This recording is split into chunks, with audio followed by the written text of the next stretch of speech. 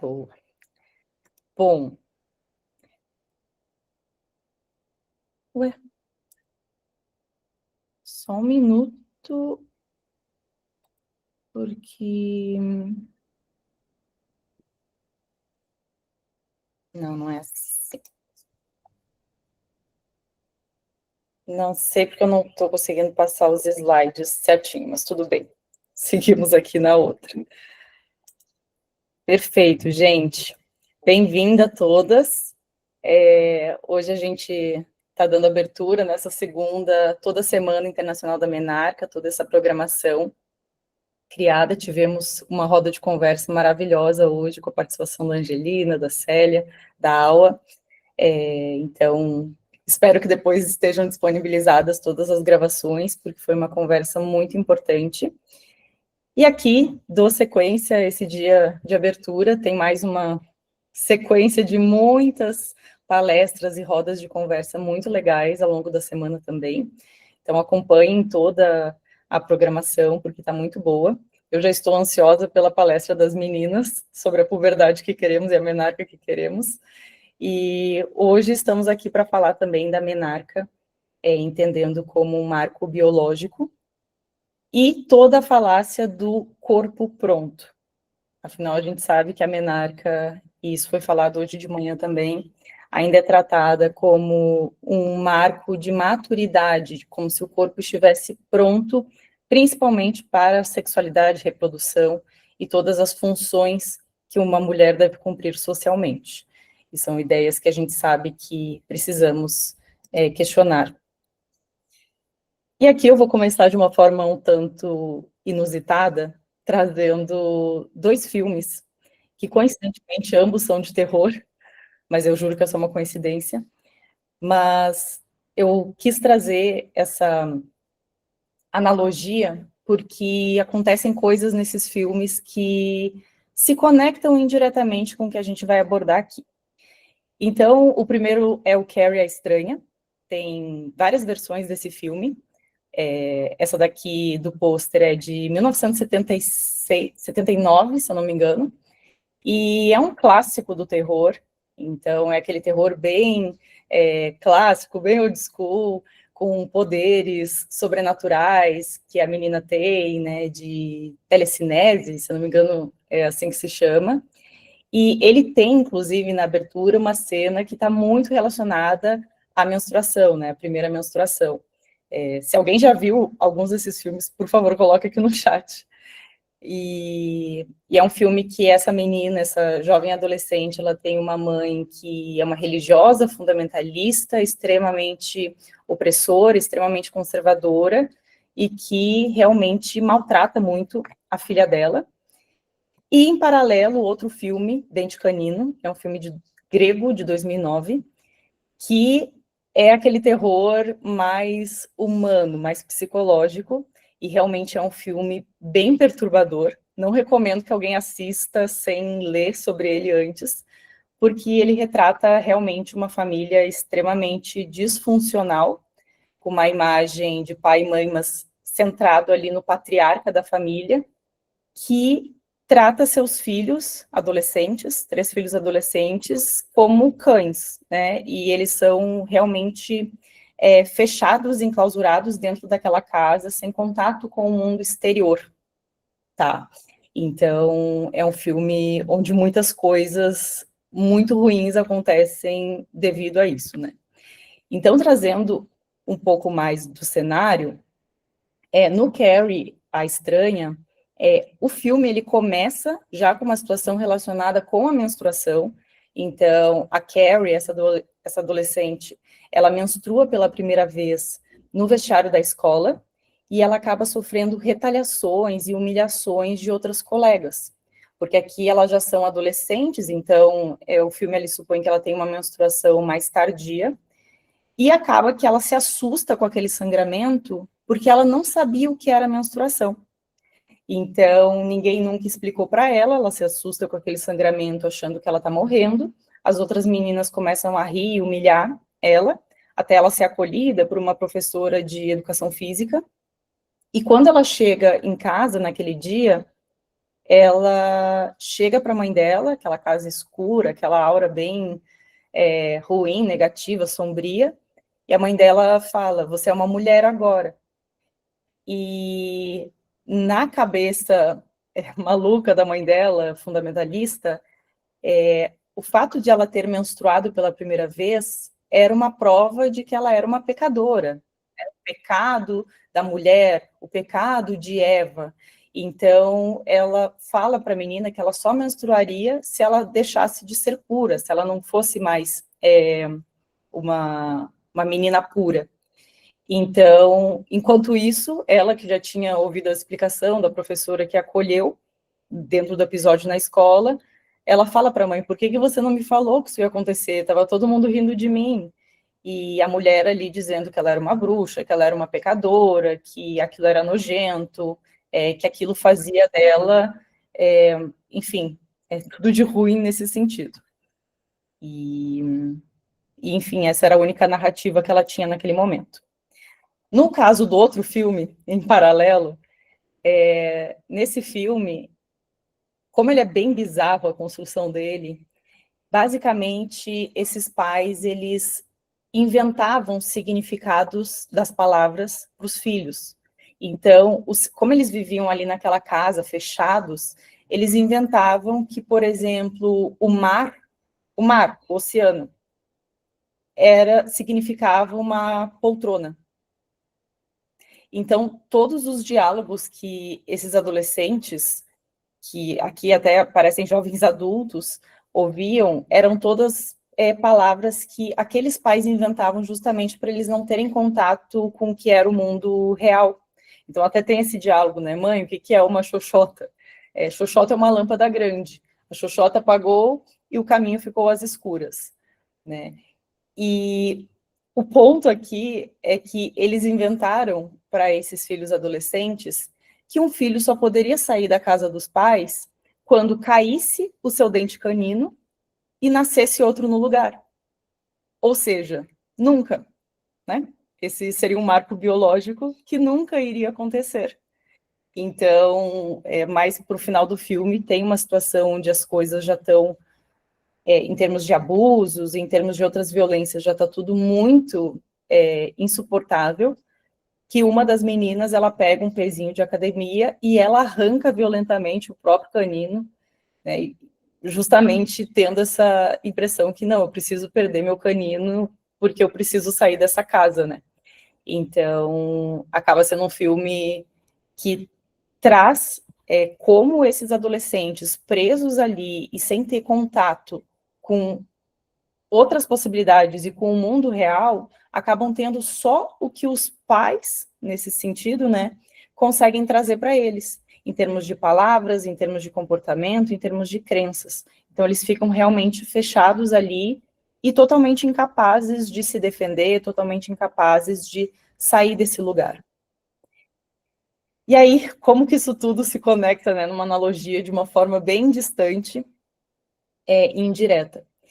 Porque quando a gente fala nesses fenômenos biológicos, ou se existe mesmo um fenômeno que marque a nossa maturidade plena, a gente precisa entender que dificilmente a gente vai conseguir separar o que é apenas social, né, uma construção, algo que está ali relacionado com a sociedade que a gente vive, né, um fenômeno histórico e tudo mais, ou o que é apenas biológico, porque ambos acabam se cruzando de uma forma que muitas vezes acaba sendo muito difícil a gente distinguir.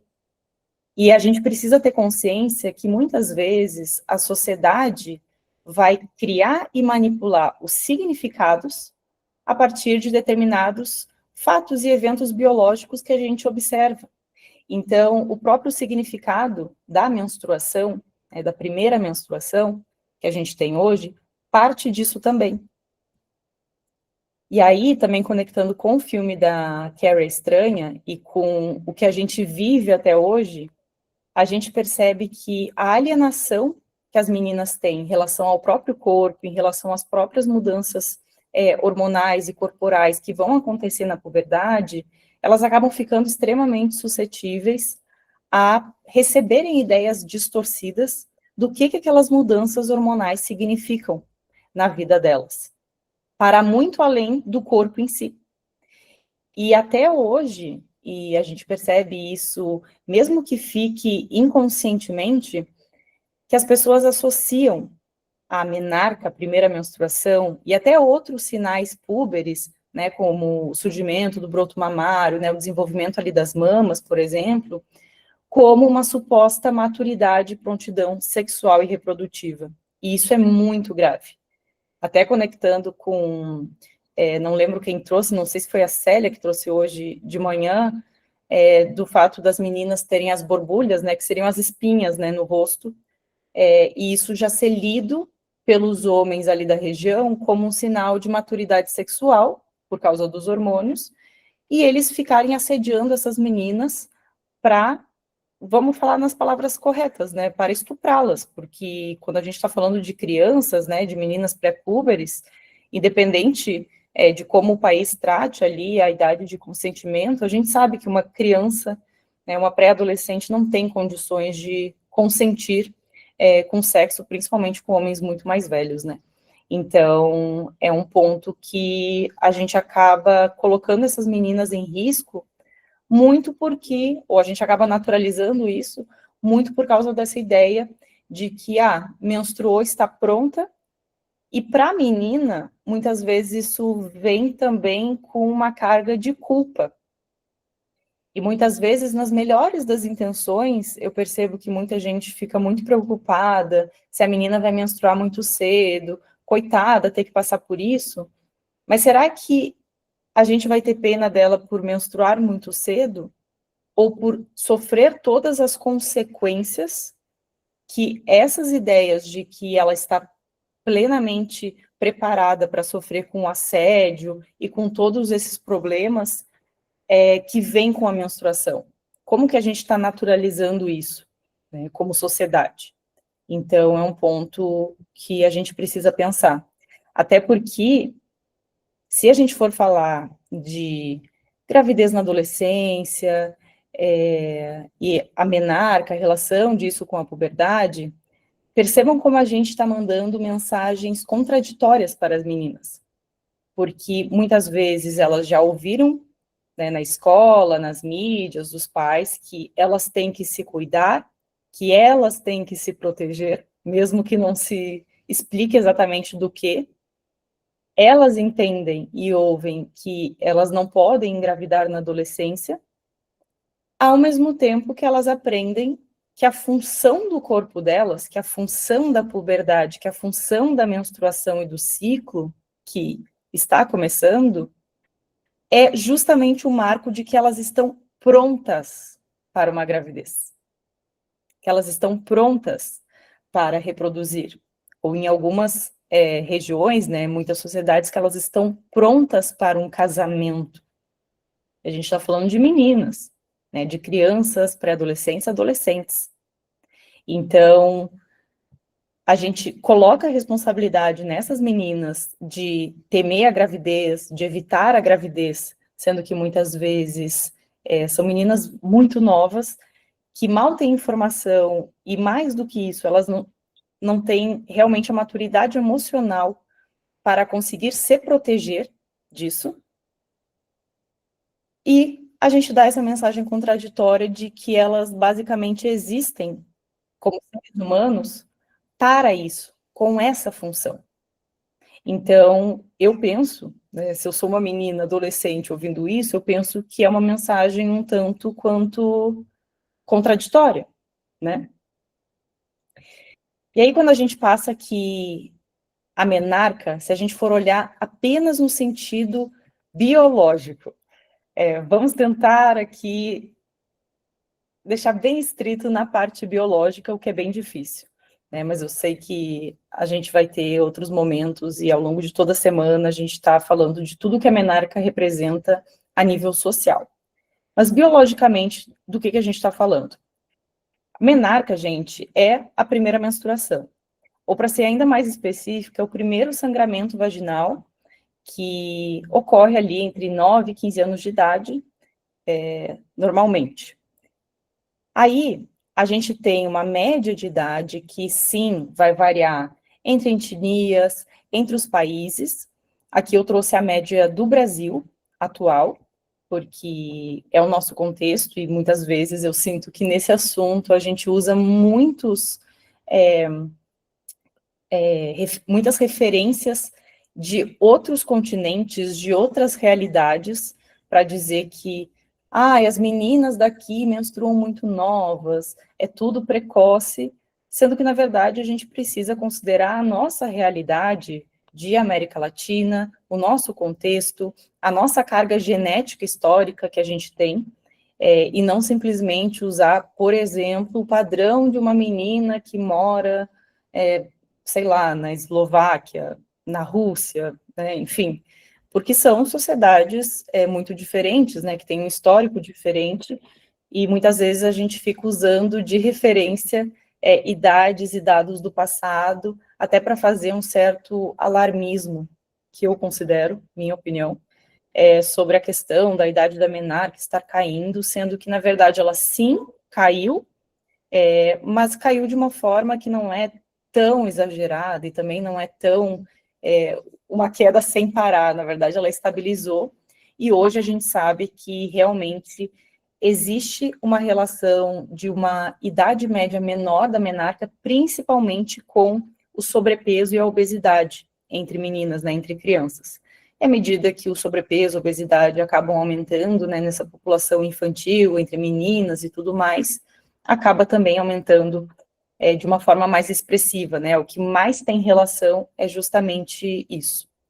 E aí, hoje no Brasil, a nossa média está em torno de 11,9 anos, que é praticamente 12, né? 12 anos de média para acontecer a menarca. Cerca de 15% das meninas têm a menarca antes dos 11 anos, e 60% tem ali entre 11 e praticamente 13 anos de idade, né? 12 anos e 11 meses, um pouquinho antes dos 13. Então, 12, 13 anos é a idade mais comum para ter a primeira menstruação, no Brasil e na maioria dos países, na verdade, mas a nossa média fica ali ainda entre 11 e 9 anos. Que importante esses dados, Vi, que a Amanda trouxe. Muito, né? É um ponto para a gente pensar, porque muitas vezes a gente acaba trazendo mensagens para as meninas que mais deixam elas envergonhadas e constrangidas e realmente com vergonha e insegurança em relação ao próprio corpo, do que de fato a gente está ajudando, né? Aqui, alguns estágios, né, dos critérios de Tanner, que geralmente são os mais utilizados quando se fala em puberdade, tanto masculina quanto feminina, para a gente ter consciência que a menarca, né, a primeira menstruação, o início dos ciclos menstruais, é só uma etapa dentro de um processo maior que se chama puberdade. A puberdade, ela está inserida geralmente ali numa fase maior também, que é a pré-adolescência e adolescência, né? Mas a puberdade se refere especificamente às mudanças corporais que acontecem de uma forma mais acelerada nessa fase específica ali, entre pré-adolescência e adolescência, né? Às vezes no final da infância, porque já entra na idade normal dela. Para as meninas, o início da puberdade ocorre entre 8 e 13 anos de idade, e para os meninos é sempre um ano a mais, né? 9 a 14 anos. Então, se surgirem os primeiros sinais de puberdade antes dos 8 anos nas meninas, ou antes dos 9 anos nos meninos, seria um quadro, né? Pode ser um quadro de puberdade precoce. Assim como, se não surgir nenhum sinal de puberdade depois dos 13 anos na menina, ou depois dos 14 anos do menino, provavelmente existe ali um retardo puberal que também pode precisar de uma intervenção médica para se adequar. Aqui a gente tem um sinal de puberdade, um dos primeiros que aparece nas meninas, que é o surgimento e o desenvolvimento ali do broto mamário, e o aparecimento dos pelos pubianos, principalmente. Ainda que tenha também um desenvolvimento maior dos pelos em outras regiões, mas principalmente dos pelos pubianos. E a menarca geralmente ocorre ali 2, às vezes um pouco mais, né, 3 anos, às vezes um pouco menos, né, 1 ano depois do surgimento do broto mamário, né, que geralmente é o primeiro sinal. Então, ela ocorre aqui, se a gente for considerar essas 5 fases, ela vai ocorrer aqui entre a fase 3, né, o estágio 3 e o estágio 4, quando o broto já começou um desenvolvimento maior, bem como os pelos pubianos. E aqui no último estágio, o estágio 5, né, quando o corpo já fica com os contornos, né, esses sinais secundários mais adultos, a gente está falando também de uma diferença de idade maior. Então, aqui não é porque são 5 estágios que tudo acontece em 5 anos, por exemplo. Então, a gente tem uma diferença de tempo, né, de um estágio para outro que também varia. É só realmente para a gente entender como que as coisas vão acontecendo e como a menarca é apenas uma coisinha aqui no meio disso tudo. Um ponto importante também.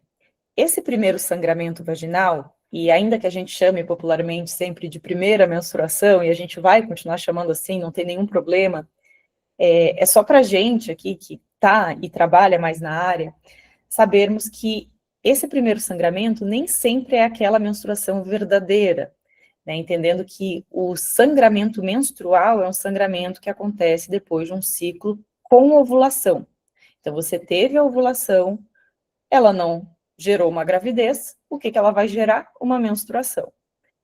E no caso da menina que está ali começando a ter os seus ciclos, esses ciclos nem sempre são ovulatórios.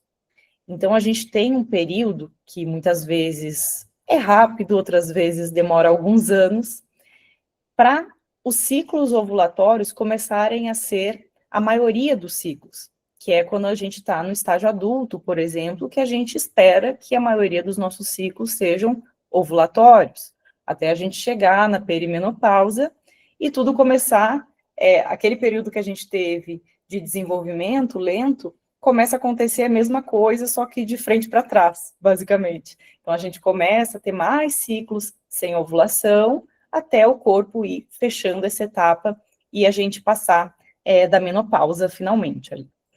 Então, entendam que o eixo hipotálamo, hipófise e ovariano, então é um eixo aqui que a gente está falando dessas glândulas que controlam e que se comunicam diretamente com os ovários, né, glândulas cerebrais que se comunicam com os ovários, e que realmente precisam desse ajuste muito fino de comunicação.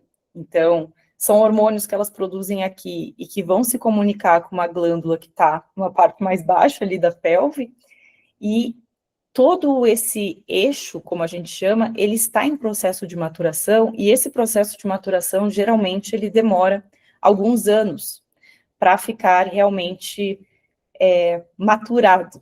Eu não vou falar pronto, mas para ficar maturado, para funcionar corretamente, para um conseguir entender o outro. Então, nesse momento, eles estão aprendendo, né? O cérebro, as glândulas ali estão aprendendo o quanto de mensagem hormonal elas precisam mandar para esse ovário responder ou não, né? Responder mais ou menos. Então, tudo isso ainda está bastante instável, certo? Mas, como a menina está em fase de crescimento, naturalmente ela vai estar produzindo estrogênio por esses ovários, né? O primeiro hormônio que a gente produz na nossa vida é o estrogênio, e a gente produz ele ao longo de todo o tempo, basicamente.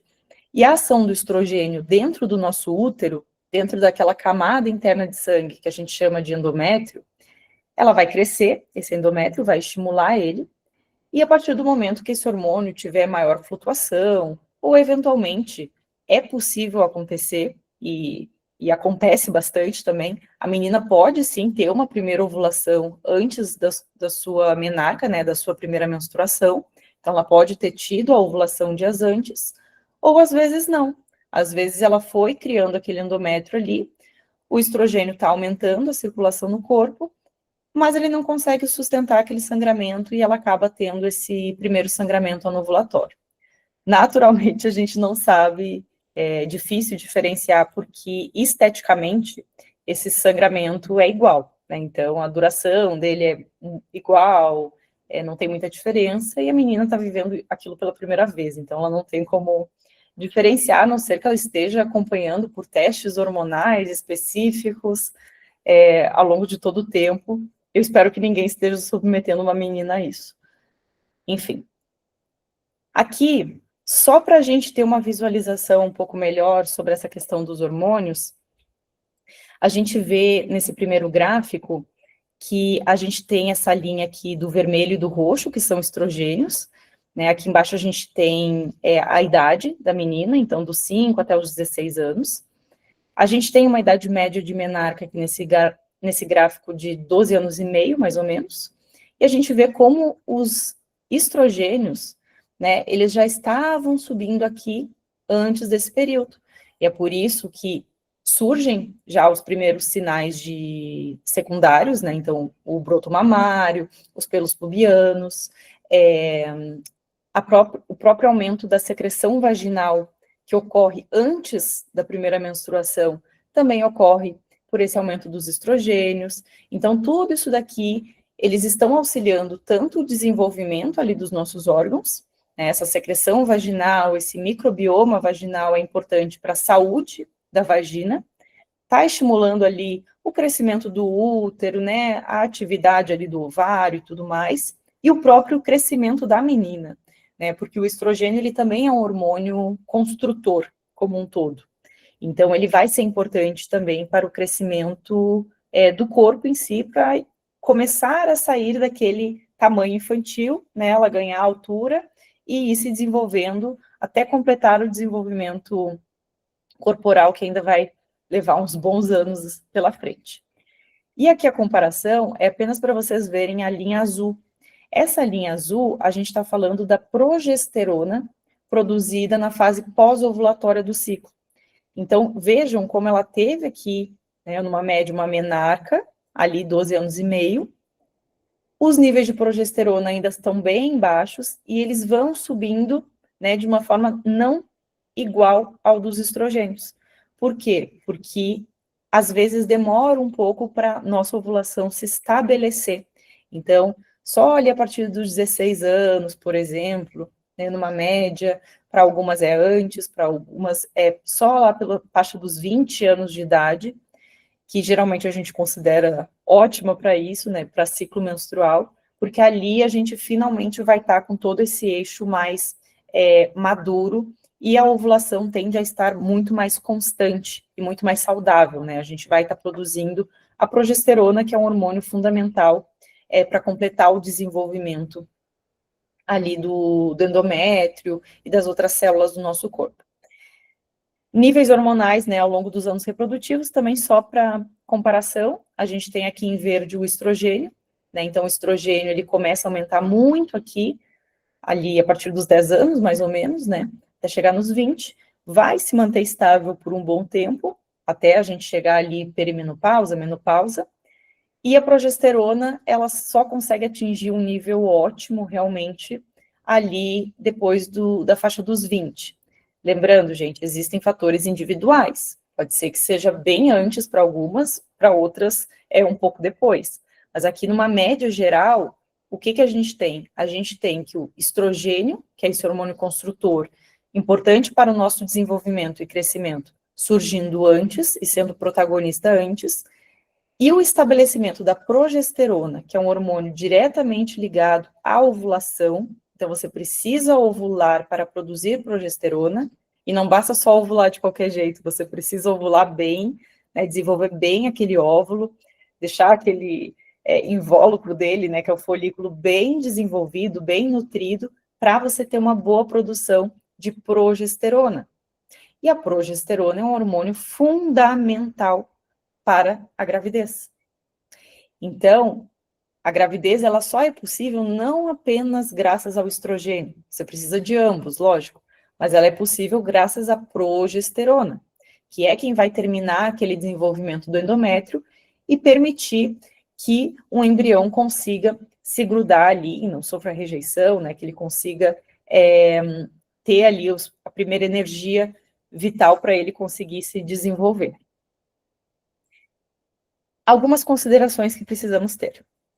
Quando a gente olha um ciclo menstrual padrão, um ciclo que seja ovulatório, né, que tenha ali o desenvolvimento do folículo, liberação do óvulo e depois a produção da progesterona por aquele folículo vazio que vai se transformar num corpo lúteo, todo o blá blá blá que a gente ama, mas que não vem tanto ao caso.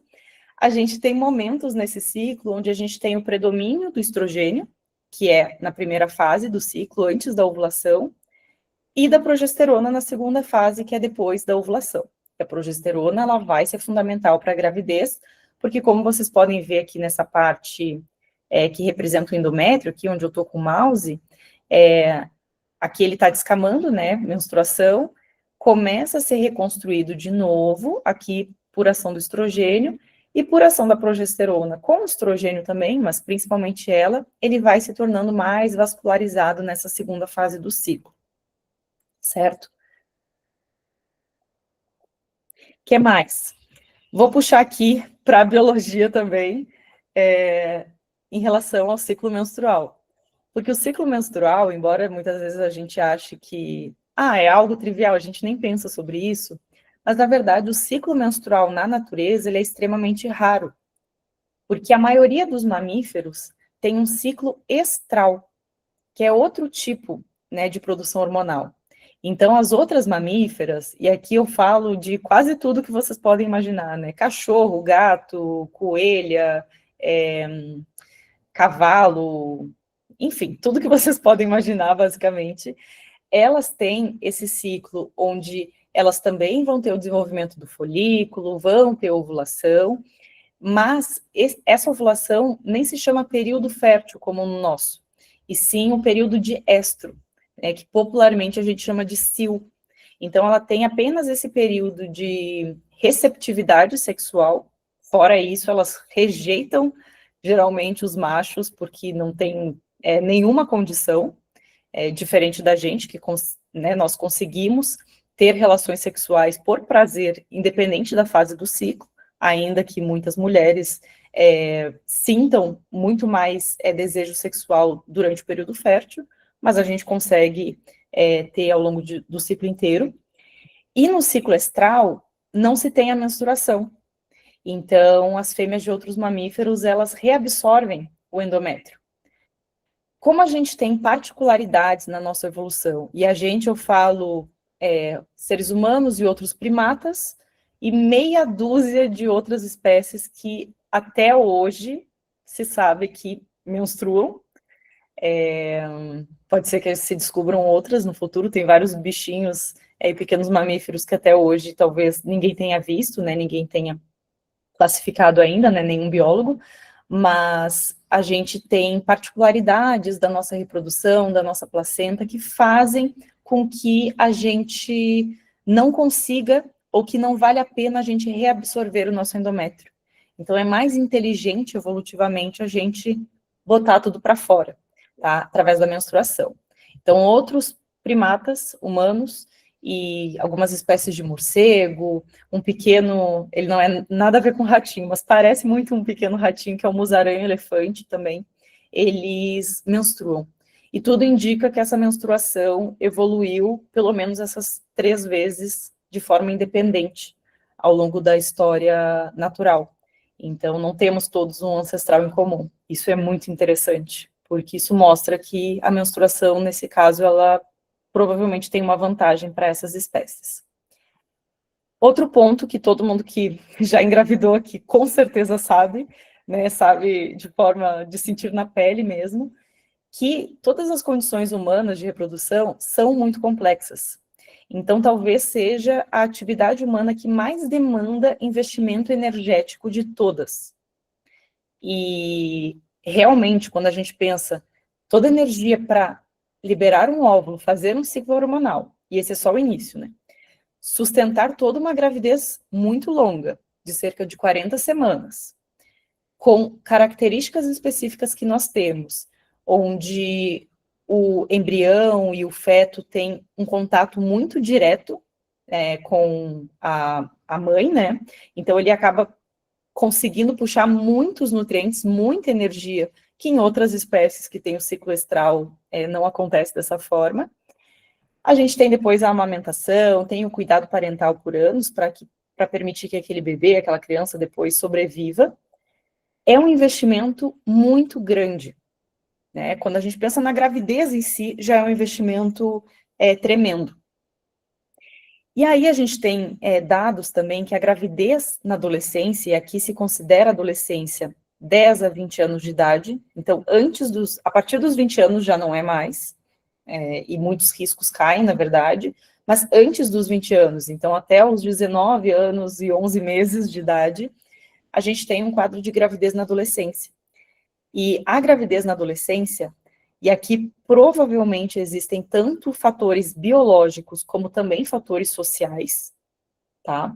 Ela é associada a maiores probabilidades de complicações, tanto para a mãe quanto para o bebê. Então, pré-eclâmpsia, anemia, parto prematuro, baixo peso ao nascer e tudo mais. Muitas vezes, e hoje em dia a gente só ouve falar de gravidezes mais tardias, que acabam tendo praticamente os mesmos riscos de complicação mais elevados, e pouco se fala que na gravidez na adolescência também acontece um cenário parecido. Então, e eu digo que isso provavelmente existem sim fatores biológicos mesmo, então uma menina mais jovem, né, um útero às vezes menor, uma alimentação pior, níveis de cálcio e outros nutrientes muito menores para si, acaba tendo esses riscos de complicações muito graves durante a gravidez por causa disso, falta de acesso a um pré-natal bom e tudo mais.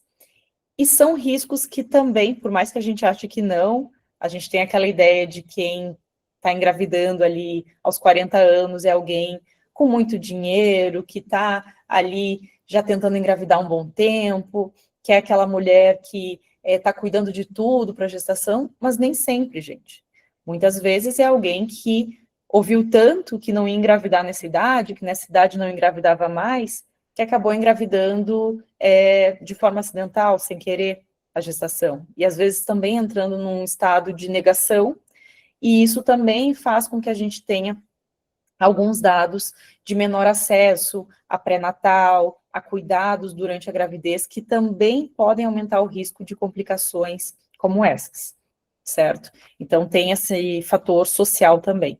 Por isso que eu digo que o biológico e o social, eles estão sempre muito entrelaçados, é muito difícil a gente conseguir distinguir e separar ambos, porque, enfim, nós não somos animais apenas biológicos ou apenas sociais, né? Então tá tudo entrelaçado.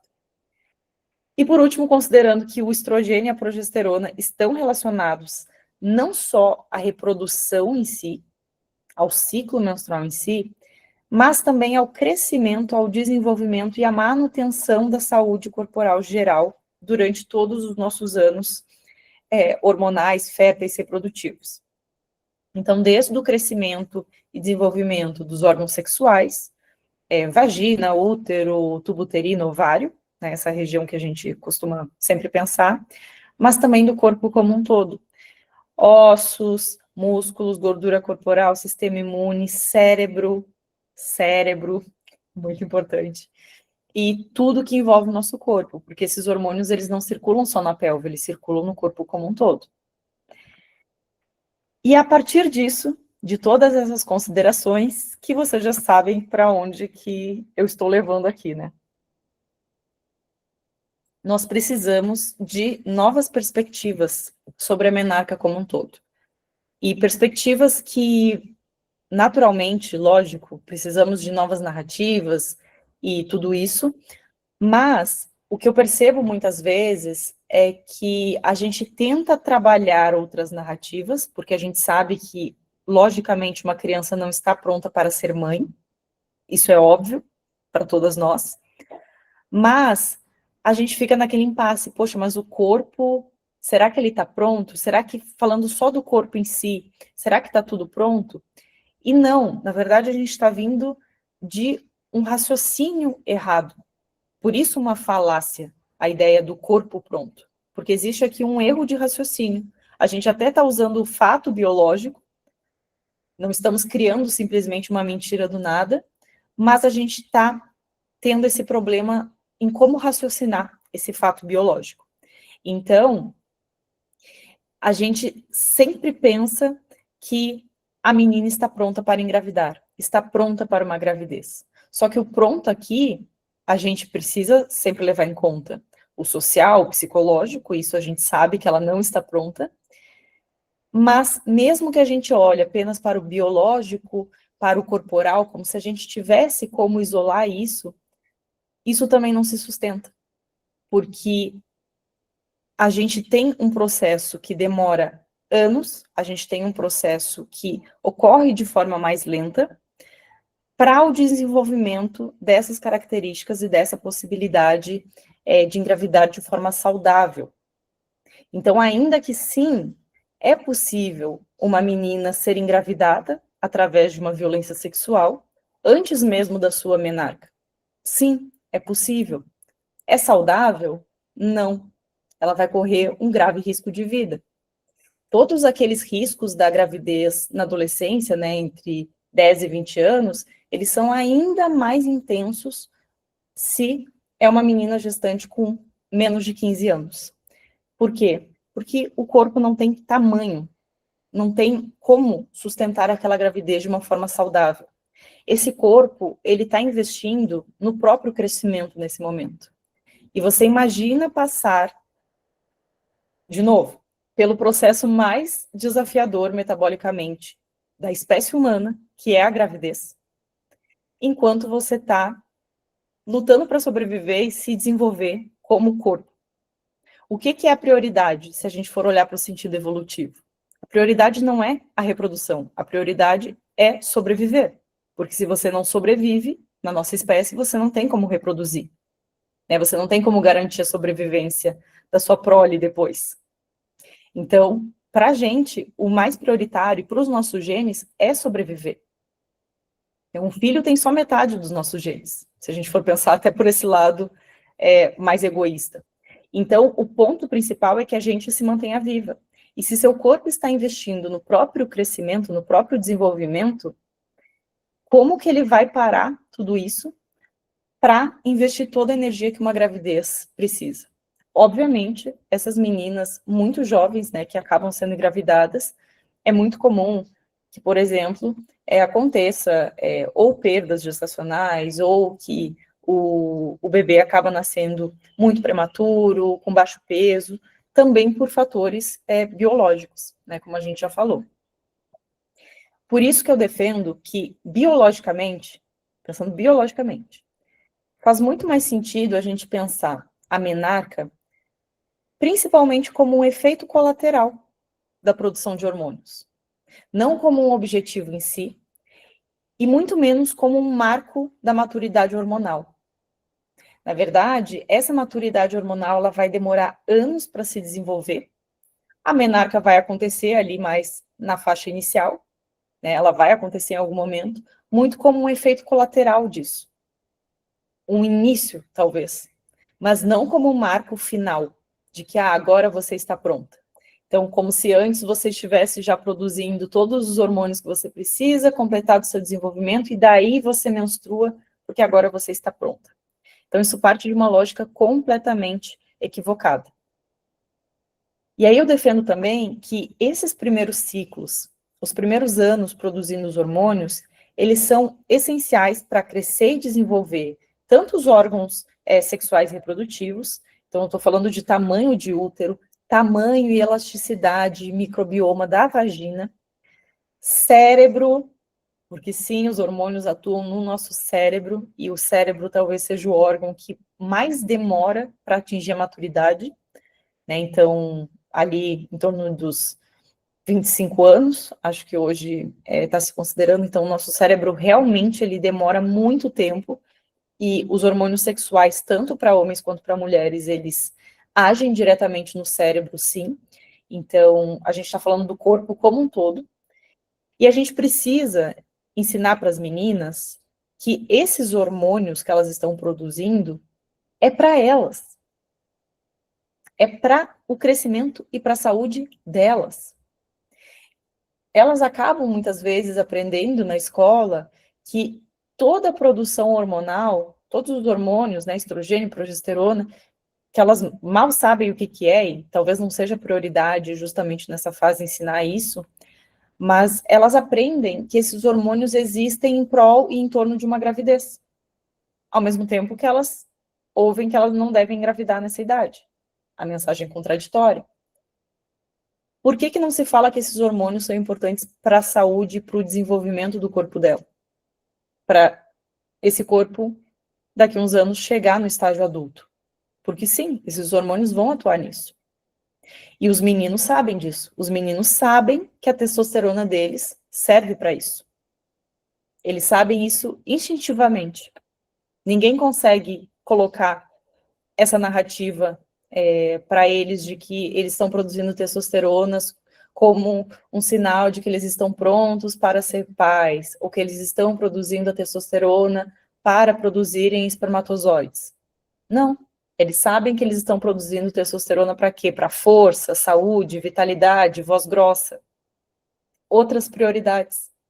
Então, existe sim um fator social que condiciona e que tenta justificar para as meninas que a existência delas, a existência como ser humano, como pessoa, existe em torno da reprodução. O nosso corpo, ele precisa desse tempo, ele precisa desses primeiros anos pós-menarca para treinar. Treinar como se faz um ciclo, treinar como se desenvolve um folículo ovariano, como que rompe esse folículo ovariano para liberar o óvulo, né? Treinar essa ovulação, treinar o desenvolvimento do endométrio. Então, como os receptores hormonais que estão lá no tecido do endométrio, então eles têm ali receptores, eles recebem esses hormônios, e a partir disso esse endométrio cresce, se desenvolve. No início, pode ser que eles estejam recebendo muito hormônio e eles mal consigam lidar com aquilo. Então, precisa de tempo para esses receptores realmente entenderem qual que é o recado que esses hormônios, que são os mensageiros, estão passando para eles. Então, são anos de desenvolvimento que a gente está falando, inclusive depois da puberdade. Então, quem convive com menina adolescente é muito nítido, gente. A gente consegue reconhecer uma menina que é adolescente e a gente consegue diferenciar muito bem de uma adulta. Eu vejo muita gente falando, as meninas hoje de 12 anos estão com o corpo de mulher adulta. Gente, desculpa, não tem como você confundir uma menina de 12 anos com uma mulher de 20. Pode existir raros casos onde provavelmente existem outros fatores de desenvolvimento hormonal, lógico, mas, no geral, é possível sim distinguir. E por que isso acontece? Porque ainda que a gente tenha esse desenvolvimento da puberdade de uma forma acelerada na pré-adolescência e adolescência, a gente vai ter, depois, muitos anos ainda de crescimento, de terminar o desenvolvimento e tudo isso. Então, não é simplesmente a gente falar, o corpo pode estar pronto, mas a mente ainda não está. Porque a gente sabe que a mente, não, obviamente, não vai estar pronta para uma gravidez, né, e para lidar com isso. Mas corpo e mente não são entidades separadas. Começa por isso.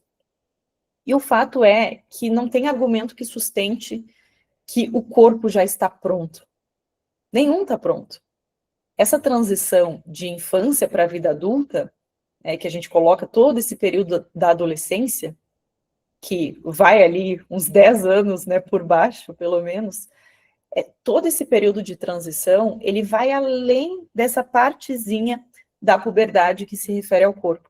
Então, existe uma transição que é longa, ela não é imediata, não é simplesmente com a primeira menstruação, como se esse fosse o marco. Porque aí a gente poderia pensar, poxa, por que o marco é esse e não o aparecimento do broto mamário, por exemplo? Ou a mudança no formato dos pelos pubianos. Ou sei lá, se a gente fosse maluco, quando o dente canino cair e nascer outro. Então, tudo depende de como a gente trata e do que a gente está trazendo. E aí, para ir finalizando, eu trago mais uma analogia, né? Porque quando a gente olha uma criança que acabou de aprender a andar, está dando ali os seus primeiros passos, ela vai ficar cada dia melhor nisso. Então, ela vai andar e vai circular cada vez mais. uma nova possibilidade de mundo está se abrindo para ela, porque ela vai conseguir alcançar as coisas, ela vai conseguir ir sozinha a vários outros espaços ali da casa, do parque, de tudo mais. Mas não é porque ela recém começou a andar que ela está pronta para ser colocada numa floresta e cruzar quilômetros sozinha, porque ela já sabe andar. Da mesma forma, uma menina que recém teve a sua primeira menstruação, ela está passando e ela passará, ao longo dos próximos anos, por um processo de desenvolvimento hormonal. E esse processo vai preparar o corpo dela também para a possibilidade reprodutiva, se ela quiser. Isso não significa que ela esteja já prontamente desenvolvida para a gravidez no momento da menarca. Esse é apenas o passo inicial. É muito simples quando a gente faz uma comparação com outros marcos, outros eventos biológicos. Eu não chamo uma criança de adulta e não coloco ela para dirigir um carro, para trabalhar, para fazer outras coisas, porque ela perdeu o dente de leite e ganhou os dentes de adulto. Isso não torna ela adulta. Isso é óbvio para todo mundo. Por que que a gente considera a menstruação como um marco de que aquela menina está adulta? Por que que essas meninas têm que estar disponíveis sexualmente? Para homens mais velhos? Porque é isso, né? No fim, tudo tem a ver com isso.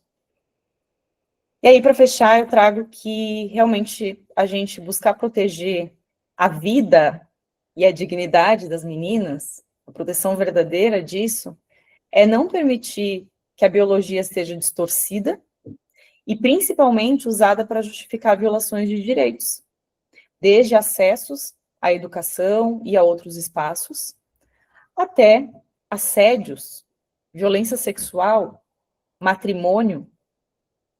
Então, não é que a mente não está pronta, mas o corpo sim. Nenhum deles está pronto. Nenhum deles está pronto. E aí, só apresentação, né, para quem não me conhece, eu sou a Victoria de Castro, Vicky, sou professora em Ciências Biológicas, sou educadora menstrual, instrutora de percepção da fertilidade, fundadora da Diga Vulva e da Rede Self Educacional e formadora do Educação Menstrual pelo Mundo. Obrigada pela atenção de todas e pela presença. Queria ouvir de você se alguém tem alguma colaboração, algo do tipo, para a gente terminar aqui bem no nosso tempo. Que bom ver vocês, meninas. Amanda, queridas. Pode falar. Vicky, eu queria saber o que você pensa sobre. Eu estou num território periférico, né? E aqui nós temos, assim, meninas que engravidam 13, 14, 15 anos, esse corpo ainda não está pronto. E, assim, muitas vezes, quando elas procuram ajuda, assim, no posto de saúde, logo são indicados os métodos para elas tomarem, geralmente, os injetáveis. Eu penso que ainda é um corpo, né, muito novo para receber esses injetáveis, mas é óbvio que a gente tem também a questão da gravidez na adolescência, então são muitas coisas. Mas eu penso no DIU, assim, né, se o DIU poderia ser um caminho, o DIU de cobre, para as meninas, assim, um caminho mais natural. É uma ótima questão, Amanda, e eu entendo que essa é uma questão super complexa. Se eu não me engano, tem na programação um dia que vai ser falado disso, porque existem muitos dilemas éticos, existe a questão da vivência, né, das crenças do pessoal, do que é pior, né, você ter muitas vezes o injetável ali no corpo que está em formação e que muito provavelmente vai sim ter prejuízos no seu desenvolvimento por isso, logicamente, a gente está colocando um medicamento hormonal, hormônio realmente é algo que eu acredito às vezes que as pessoas subestimam muito, e o hormônio realmente ele, hormônios no geral, e aqui eu não falo só dos hormônios sexuais, eu digo todos os hormônios, né, como mensageiros do nosso corpo, eles são realmente muito sensíveis e eles realmente alteram o nosso cérebro, o nosso corpo, alteram tudo, então sim, tem esse desafio, ainda que sejam sim métodos seguros. Então, eu particularmente não sou nem um pouco contra nenhum método contraceptivo já aprovado, mas eu entendo que uma questão ética muito complicada, né, quando a gente está falando de adolescentes, que muitas vezes são submetidas a implantes e elas nem sabem, né, o que é aquilo no corpo. Então, é um problema muito maior que não soluciona com isso, né? Mas, ao mesmo tempo, uma gravidez acaba sendo muito pior, né? Dependendo do ponto de vista, né? E quase sempre, porque isso vai mudar a vida e o futuro e os indicadores de estudo, de condição socioeconômica, né, de riscos de violência pelos próximos anos. Então, é muito complexo. Não sei que solução a gente tem nesse sentido, mas da pergunta que tu trouxe sobre o DIU, sim, o DIU de cobre, ele é uma opção indicada, sim, para adolescentes, um bom método nesse sentido, mas, obviamente, como ele é um método que tem uma inserção mais invasiva, né, logicamente, tem que ter aquela questão do conforto e tudo mais, mas é importante que as famílias, e principalmente as meninas, já que a gente está falando do corpo delas, tenham acesso a essa informação de que ele é um método extremamente eficaz. Então, ele é mais eficaz do que a pílula, justamente porque ela não precisa lembrar. Método muito duradouro, então aquele DIU mais simples, né?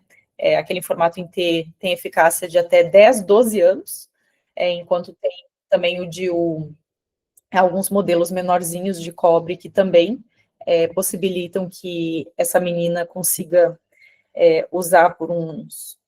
tá chegando uma galera aqui. Acho que a galera das meninas que falam espanhol.